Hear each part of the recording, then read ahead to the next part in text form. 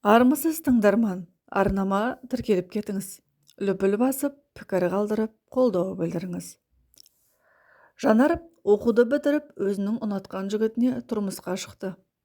Жанар мен Беріктің екі қыздары бар. Екеуі сондай ұқыпты, кішкентай болса да ақылды қыздар. Ая 5 жаста, ал Алуа 3 жаста. Бақытты отбасы, үлгілі жанұя. Бір күні Берік көңіл күйсіз Жанарға келіп, оны ұнатпайтынын, онымен бірге тұра алмайтынын айтты. Жанар не болғанын түсіне алар емес. Жанар, мен сенімен бір шаңырақ астында тұра алмаймын. Мені кешір. Менің басқа сүйгенім бар. Саған қаншама уақыт айтуға батылым бармады. Оны кезіктіргелі, олсыз өмір сүре алмайтынымды түсіндім. Қазір қыздарымыз кішкентай, түсінбес. Бірақ уақыт өте түсініп, мені кешірер деп ойлаймын. Бұл қалай? Мүмкін емес, Берік. Бұл не дегенің деп Жанар жылап жіберді. Ет жүрегі езіліп, өзін қоярға жер таппады.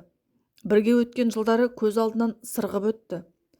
Өз басында мұндай жайттың боларын ол еш уақытта ойламаған еді. Берік есікті тарс жауып шығып кетті.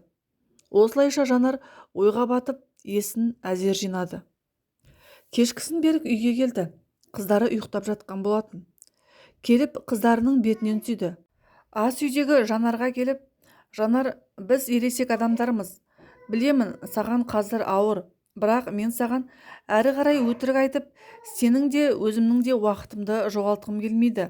Сондықтан сенімен өткізген әр күніме рахмет, мені түсінерсің.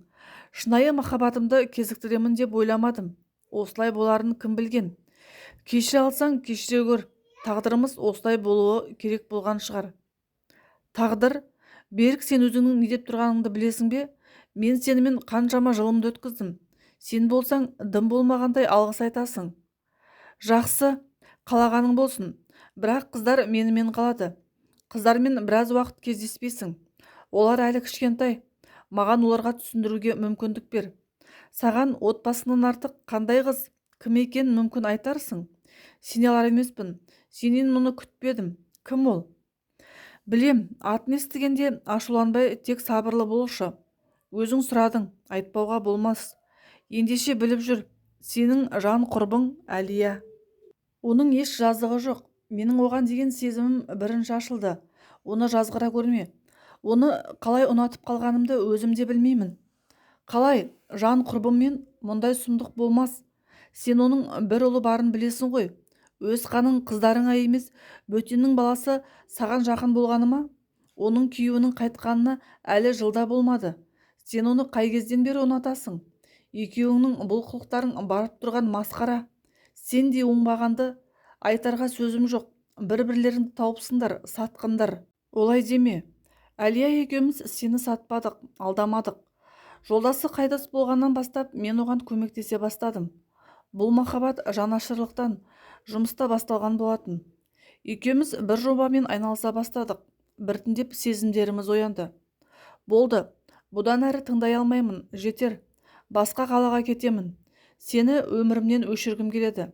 Сенімен өткен күндерімді бір сәтке еске алғым келмейді, жетер. Қалай ғана ұялмай махаббат хикаяңды айтып отырсың. Мені сыйласаң, дәл қазір заттарыңды жина да кет. Жанар, кешір. Мені түсінерсің деп ойлаймын. Сен де өз бақытыңды табасың.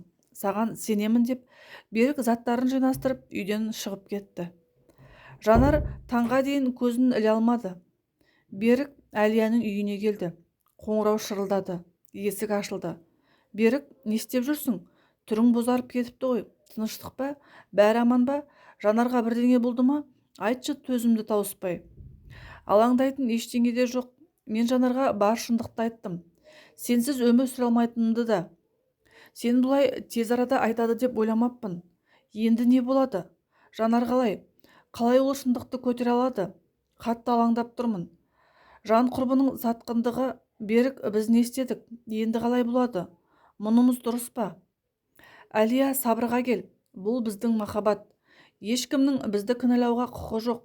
Алаңдама. Уақыт емші. Бәрі өз орнына келеді. Солай болғай. Арада біраз күн өтті. Берік ажырасуға құжаттарын тапсырды. Екеуі көп уақыт өтпей ажырасты. Жанар Берікке қарап ашулы емес, өзін салқынқанды ұстай білді. Берік, ащы да болса шындықты айтқаныңа ризамын. Түні бойы ойландым. Сендерді кешірдім. Алда бақытты болыңдар. Осылай екі жаққа кетеміз деп кім ойлаған? Келешекте Әлияны бағалайсың деп ойлаймын.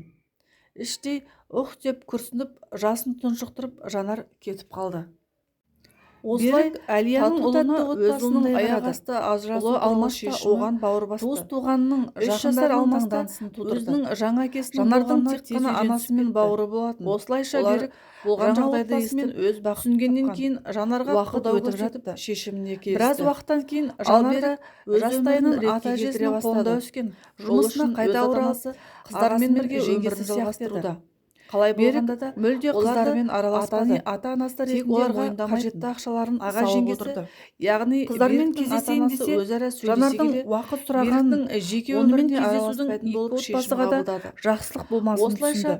Осыған дейін бақыт қыздарын іздеуді, сағынуды мүлдем қойды. Басқа қалаға кетіп қалды. Ұлының өмірге келуін күтіп жүрген болар деп жақын таныстары да, беріктің ұлы өмірге келді. Достары да үйреністі. Есімін Руслан қойды. Әлия мен Берік бірге тұра бастады. Жанар да хабардар болатын.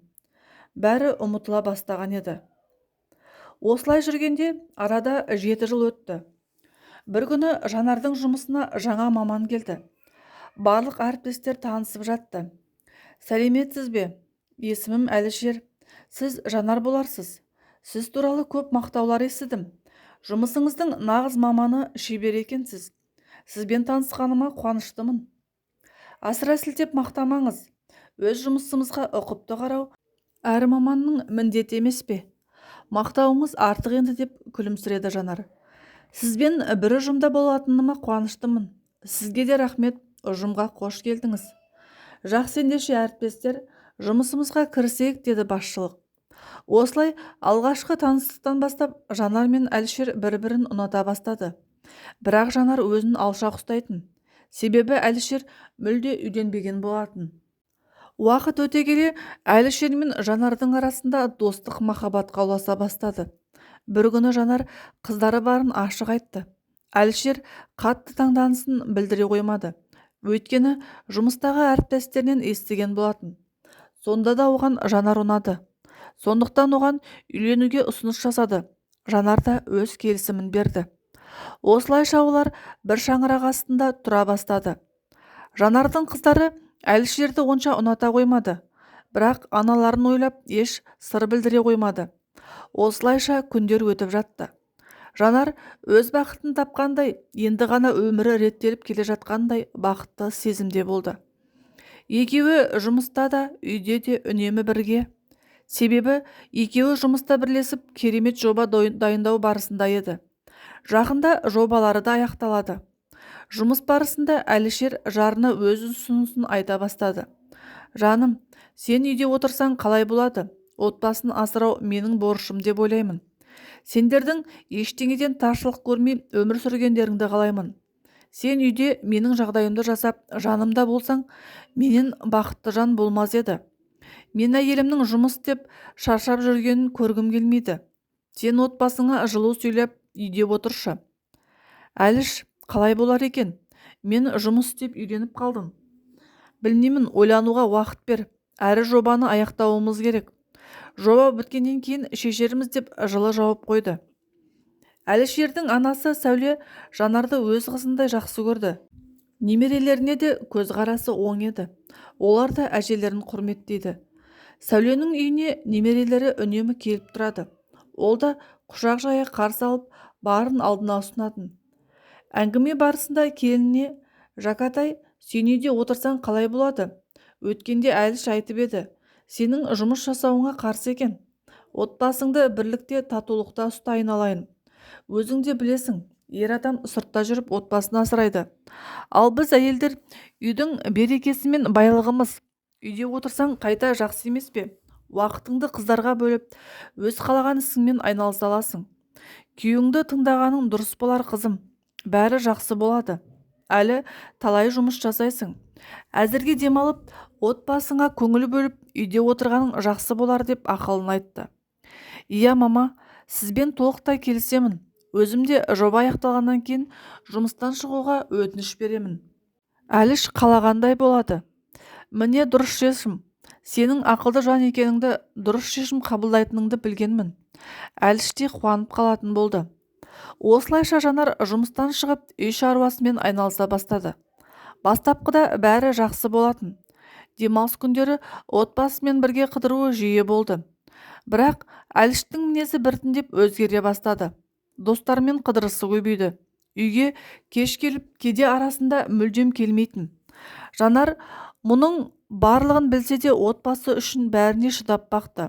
Алайда Әліш үнемі Жанардың әр ісінен кемшіліктер іздеп тыныштық бермейтін болды.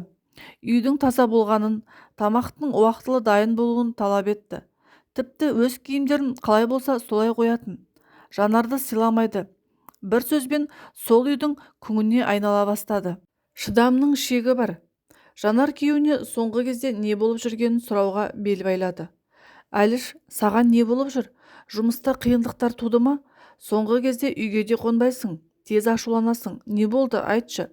Қандай да бір қиындықтар болса бірге шешейік. Қиындықтар? Жақсы, проблеманы шешіп алайық. Сен мені мұқият тыңда. Менің қалай шаршап жүргенімді білесің бе? Саған тойып болдым. Тек шындықты айтайын. Басқа қалада менің әйелім мен қызым тұрады. Екеуміздің қызымыз бар. Саған үйленген кезде менде мүлдем ұнату сезімі болған емес. Жұмыста жетістікке жету үшін сені таңдадым. Сенің қыздарыңа қарап, өз қызымды есіме алумен болдым. Қысқасы былай, сенімен ажырасып, әйеліммен жаңа өмір бастаймын. Анама бар шындықты, туған немересі барын айтамын. Ол бізді қабылдайды. Сен кімсің? Сен бөтен біреусің. Ал мен оның жалғыз ұлымын. Сенімен өткен 3 ай адам төзгісіз уақыт болды. Әйеліме рахмет, мені қолдап мансапқа жетуге түсіністікпен қарағанына. Енді мен орынбасармын. Саған көп рахмет. Жанар оған сөзін аяқтатпастан бетінен салып жіберді. Оңбаған арсыздар, сендердей адамды қалай ғана жер көтереді екен? Көрмегенім сен бол.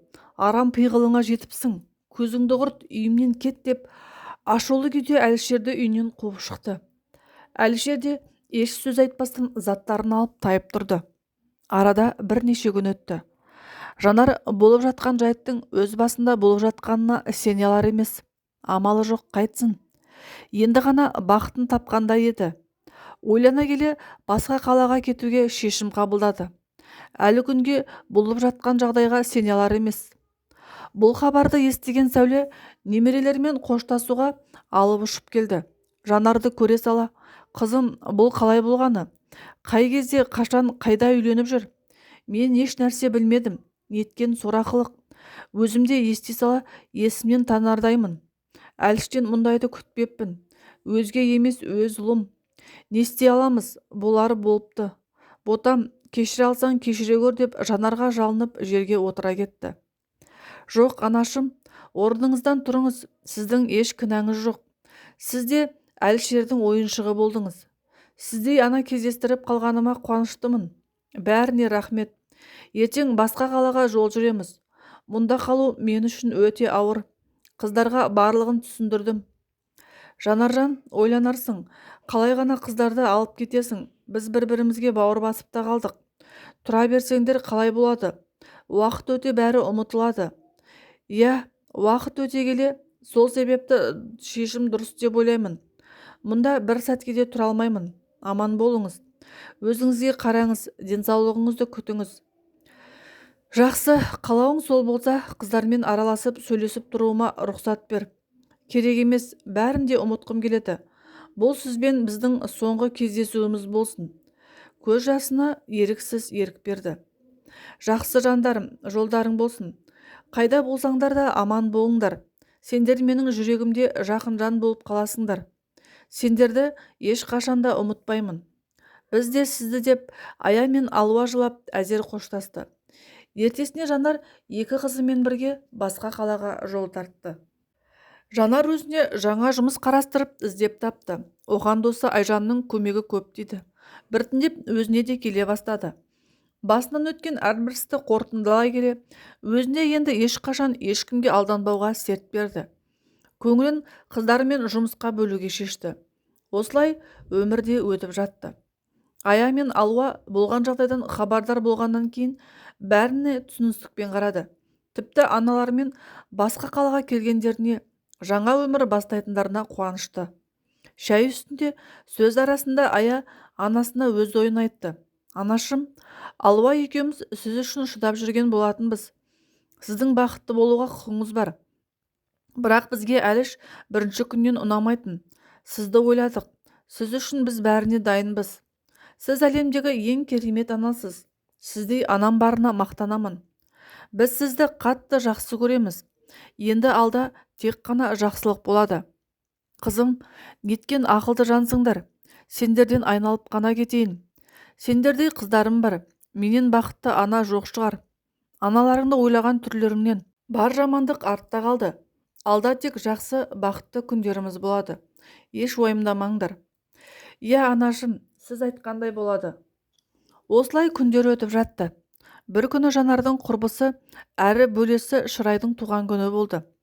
Шырай туған күніне көмектесуге әрі көңілін көтеріп қайтуға Жанарды шақырған болатын. Туған күннің жақсы өтуіне Жанар құрбысынан көмегін аямады. Туған күн кешіне Шынардың күйеуінің достары да келді. Барлығы көңілді қызықты басталды. Естен кетпес ерекше туған күн болды. Жанарға бір ер азамат көзін алмай үнемі қараумен отырды. Жанар да мұны байқап өзін ыңғайсыз сезінді. Бірақ білдірмеуге тырысты. Мұны байқап қойған Шынар Жанарға ақырын сыбырлап қояды.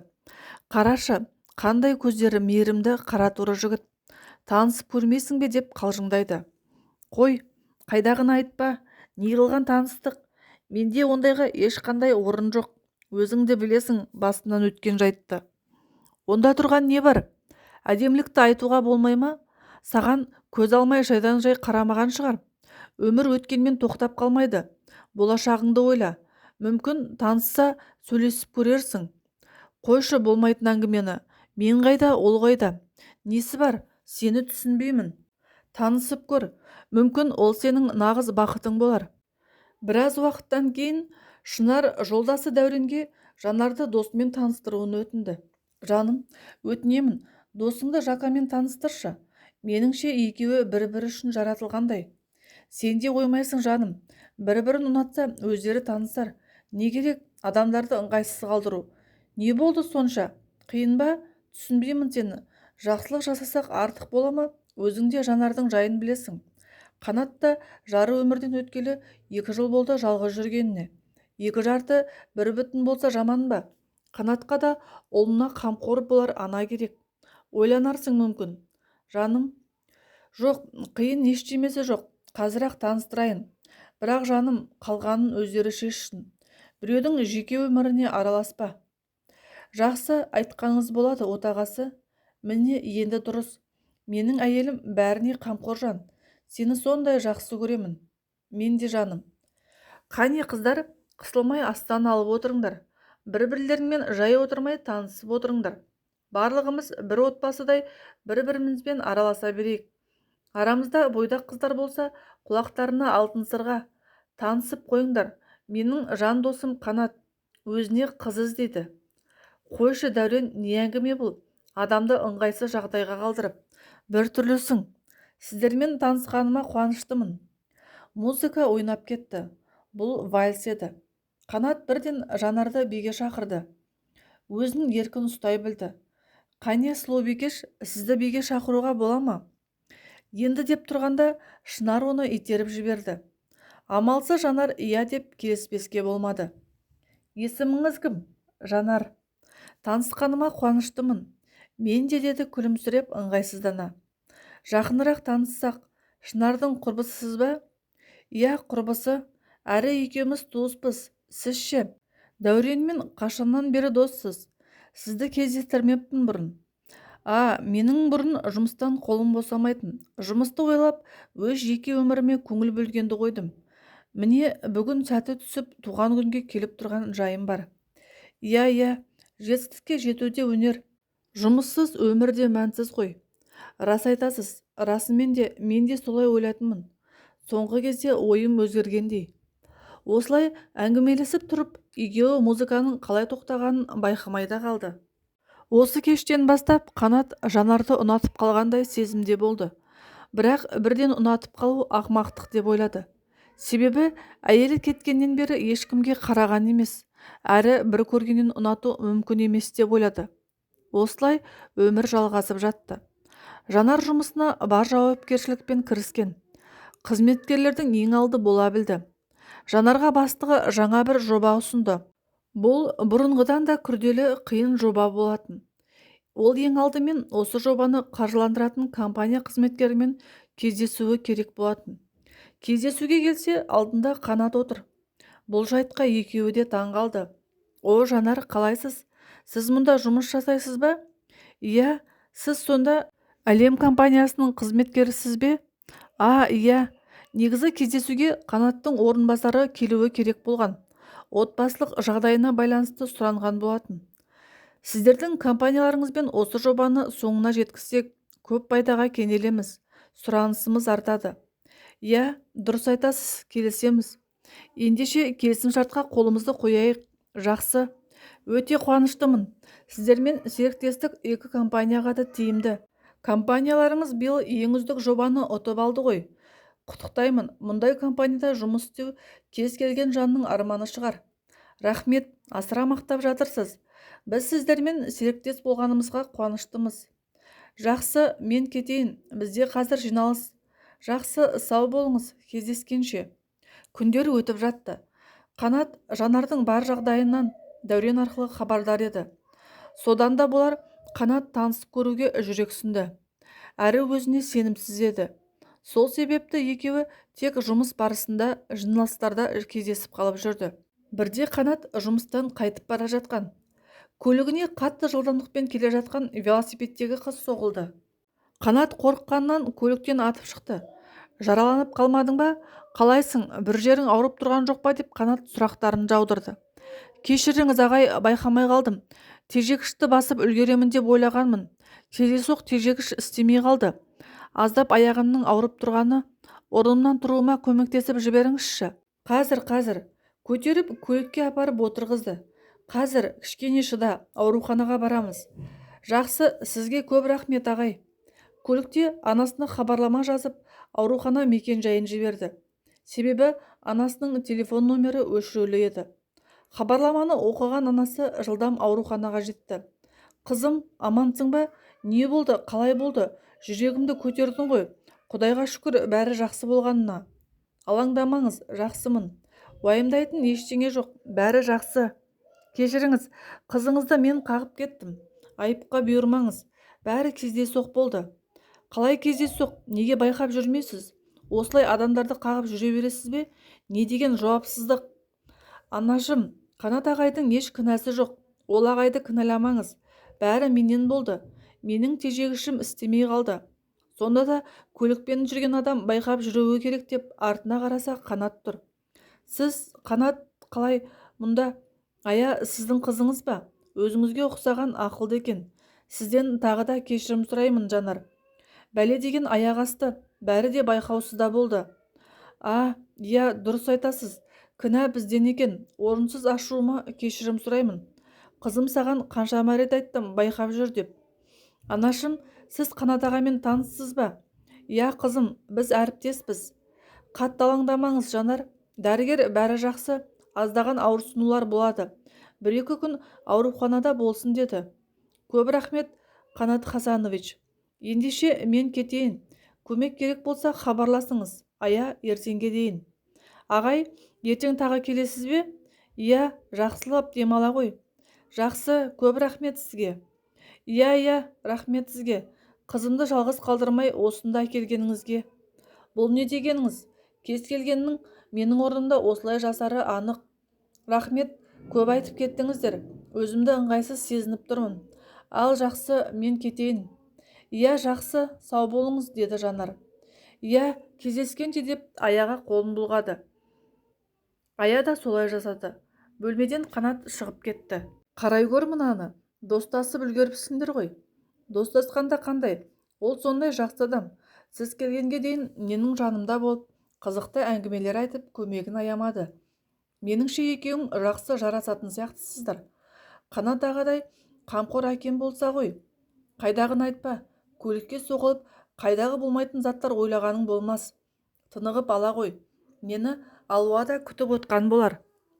Ертең киімдеріңді алып келермін. Бірдеңе қажет болса хабарласып айтарсың. Жақсы анашым, ботам, сынып жетекшіңе өзім ескертіп айтамын. Алаңдамай тез сауығып кет деп қызының бетінен сүйді. Бөлмеден шығып, аурухана ақысын төлеуге барса, ондағы қызметкерлер төлем жасалып қойғанын айтты. Жанар төлемді Қанаттың жасағанын білді. Сыртқа шықса, Қанат күтіп тұр екен. Жанар, сізді үйіңізге апарып салайын. Бүгінгі оқиға үшін тағы да кешірім сұраймын. Сізде мені айыпқа бұйырмаңыз. Уайыммен есім шығып жүріп, сізге айғайлап жіберіппін. Ештеңе етпеді. Сіздің орныңызда басқаны да солай жасайтын еді. Түсінгеніңізге көп рахмет. Өзімде не болғанын түсінбей есеңгіреп қалдым. Жақсы, өткеніңіз өтті. Жүріңіз енді, көлікке отырыңыз. Үйіңізге жеткізіп салайын. Жақсы. Көлік ішінде екеуі бір-бірімен жақынырақ әңгімелесті. Міне осы үй, жеткізіп салғаныңызға көп рахмет. Кешкі ас ішіп кетіңіз. Күні бойы Аяның жанында болғаныңыз үшін алғысым болсын. Ештеңе етпейді. Шақырған астан қалай бас тартамын. Жақсы. Екеуі лифтпен көтеріліп үйге кірді. Алуа қарсы алды. Анашым, қалайсыз? Ая қалай, бәрі жақсы ма? Қызым, бәрі жақсы. Ағаймен амандассаңшы. Сәлеметсіз бе? Кешіріңіз, байқамай қалдым. Сәлем, оқасы жоқ. Ая, танысып қой, менің әріптесім Қанат. Ая, келіңіздер, столға отырыңыздар. Шай дайын, тамақты да жылытып қойдым. Жарайсың қызым, ендеше төрлетіңіз. Аяғайға жуынатын бөлмені көрсете ғой. Қазір анашым, жүріңіз. Үшеуі үстелге жайғасып тамақтанды. Бейне бір отбасыдай. Үстел басында қызықты әңгімелерде болды. Рахмет, мұндай үйдің тамағын жемегелі де көп болыпты. Үйдің тамағы қашанда дәмді, деді Қанат. Анашым, мен болдым, сабағымды оқимын. Бөлмеме кеттім. Сау болыңыз, ағай. Сау бола ғой. Жақсы қызым, бара ғой. Ендеше мен жүрейін. Тамақтарыңыз дәмді болыпты. Отбасы жылуын сезінгендей болдым. Отбасымнан бөлек тұрғалы біраз жыл болыпты. Өзімді бүгінгідей бақытты сезінбеппін. Бәріне себепкер Алуа. Бір жамандықтың бір жақсылығы болады деген осы болар деп Қанат жымиды. Иә, рас айтасыз. Сізді шығарып салайын. Ал ендеше тұралық. Жанар аулаға дейін Қанатты шығарып салды. Жақсы, жолыңыз болсын, абайлап жүріңіз. Алаңдағаныңызға рахмет. Жақсы, кездескенше деп қолын бұлғады. Жанар да қолын қалай бұлғағанын өзі де сезбей қалды. Бұл күн екеуі үшін де ерекше болып батқан еді. Ертесіне Жанар ауруханаға барды. Онда Алуа мен Қанат сөйлесіп отыр екен. Қанат Алуаның көңілін көтеріп, тәттілер мен ойыншықтар әкеліпті. Сәлеметсіз бе? Бұныңыз не, ыңғайсыз болды ғой. Сәлем, қалыңыз қалай? Несі ыңғайсыз? Онда тұрған ештеңе жоқ деп ойлаймын. Жақсы, Ая, мен кетейін. Иә, көп рахмет сыйлықтарыңызға, Қанат ағай. Жақсы, сау бола ғой. Көмек керек болса хабарласасың ғой. Иә, жақсы, сау болыңыз. Анашым, қарашы, қандай мейірімді жан. Иә, рас айтасың. Анасы мен қызы біраз әңгімелесті. Ертесінде жұмыс орнында Қанат пен Жанар тағы кездесіп қалды. Сәлеметсіз бе? Сәлем, қалың қалай? Алуа қалай? Жақсы, өзіңіз? Беріп жіберген сыйлықтарыңызға рахмет. Күнде сыйлық беріп еркелетіп жібердіңіз. Ештеңе етпейді. Ая әлі кішкентай бала ғой. Бүгін ауруханадан шығара ма? Иә, бүгін кешкісін шығамыз. Жақсы, сендерді кешке өзім алып кетемін. Әуре болмаңыз, өзіміз таксимен бара береміз. Ниетіңізге рахмет. Жоқ, өзім апарамын. Ешқандай қарсылық қарастырылмайды. Жақсы. Кешкісін Қанат Жанарды үйлеріне апарды. Қанат ағай, шай ішіп кетіңіз, деді қыздар. Иә, шай ішіп кетіңіз, деді Жанар да. Жақсы деп Қанат та келісті. Ендеше жүрейін. Көп рахмет, қыздар. Жақсы, жолыңыз болсын. Қанатты қыздар өте қатты жақсы көре бастады. Оның мейірімді әке екені айтпаса да белгілі еді.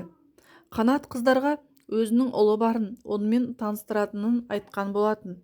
Бір күні Қанат қыздарды өзінің ұлы Жандоспен таныстырды. Балалар тез тіл табысып, екі отбасы өзара жақын араласып кетті. Жандос 6 жаста болса да ақылды бала. Ол отбасында өзін жалғыз сезінетін, анасының өмірден өткенін бәрін Жанар мен қыздарға айтып берген еді. Қыздар оны бауырларындай жақын тартты.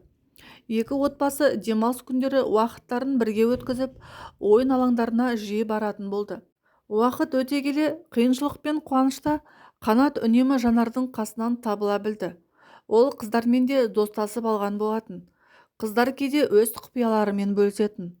Ал Жандос болса олармен танысқалы бері алғаш рет аналық мейірімді Жанардан сезінгендей болды. Үнемі әкесіне олардың үйіне барып ойнауға сұранады. Кейде қыздар Жандостың үйіне келіп ойнайтын. Осылай күндер өтіп жатты.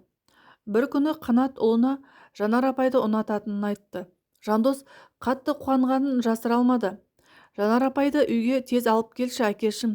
Менің екі әпкем болады. Қандай жақсы деп өте қатты қуанды. Қанат та ұлының бетінен сүйіп арқасынан қақты. Кейін аналарына үйленгісі келетін ойы барын қыздарға да айтты. Қыздар мүлдем қарсылықтары жоғын айтып, қуанғаннан жылап та жіберді. Бірақ Қанат тосын сый болу үшін оларға аналарына сыр білдірмеу керектігін ескертті. Осылайша Қанат сезімін айту үшін балалармен жоспар құрды. Олар демалыс күні тауға шығатын болып келісті. Балалар мәз мейрам. Ертесіне барлығы бірге тауға шықты. Жанар мен Қанат балалармен бірге бейне бір отбасыдай әңгімелесіп әзілдесіп отырды. Кешкісін қайтар кезде қыздар Жандостың жоғалып кеткенін айтқанда, Жанар не істерін білмей есі шығып орнында тұрып қалғанды. Қанат болса таңданған кейіпте, Жанар, жүр мына жақтан іздейік. Қыздар, сендер шатыр маңынан ешқайда кетпеңдер. Біз қазір келеміз деп Жанарды қолынан ұстап өзімен бірге ертіп кетті. Жанар болса жолда алаңдап келе жатқан болатын. Жанар, көп алаңдап уайымдай берме. Осы маңда жүрген болар. Бұл жердің бәрін жатқа біледі. Біз мұнда жиі келіп тұрамыз. Қайда кетті дейсің? Қазір-ақ тауып аламыз деп Қанат оны жұбатты. Екеуі бірге қол ұстасып келе жатқандарын да байқамады. Кенеттен алдарындағы ағаштардың барлығы түрлі түсті жарықпен безендіріліп, бейне бір ертегі әлем сияқты тамаша сезім туғызды. Осы кезде Қанат Жанардың қолын қаттырақ қысып ұстап, оған деген шынайы сезімін мойындады. Жанар, сен әлемдегі ең керемет жандардың бірісің. Сен де тамаша жанды жолықтырғаныма ризамын. Бұдан былай саған деген сезімімді жасыра алмаймын. Қалған өмірімізді бақытты қылып өтейік. Менің мәңгілік жан жарым болшы, маған тұрмысқа шықшы. Мен сені жақсы көремін. Жанар не дерін білмей, әрі таңданып, әрі қуанып ой үстінде тұр. Оның да сезімі бар, бірақ қорқады. Үнсіздік басым. Қанат болса, білемін Жанар, сенде қорқыныш бар. Өмір өткенмен тоқтап қалмайды. Біз сені жақсы көреміз. Өткенді ұмытып, тек алға қадамдар басайық. Бір отбасы болып бақытты болайық. Бәрі өз қолымызда. Сенімен танысқаныма көп болмаса да, сенің қандай жан екеніңді менен артық ешкім білмес. Мен біздің қыздарға өз қызымдай қараймын. Сені бақытты етуге уәде беремін. Маған тұрмысқа шықшы. Күтпеген жай, бірақ Жанар ойланбастан өз келісімін берді. Иә, мен де сені жақсы көремін. Мен саған сенемін. Қанат осындай жауап алғанына қуанып, қымбат гауһар тасты сақинаны Жанардың қолына тақты.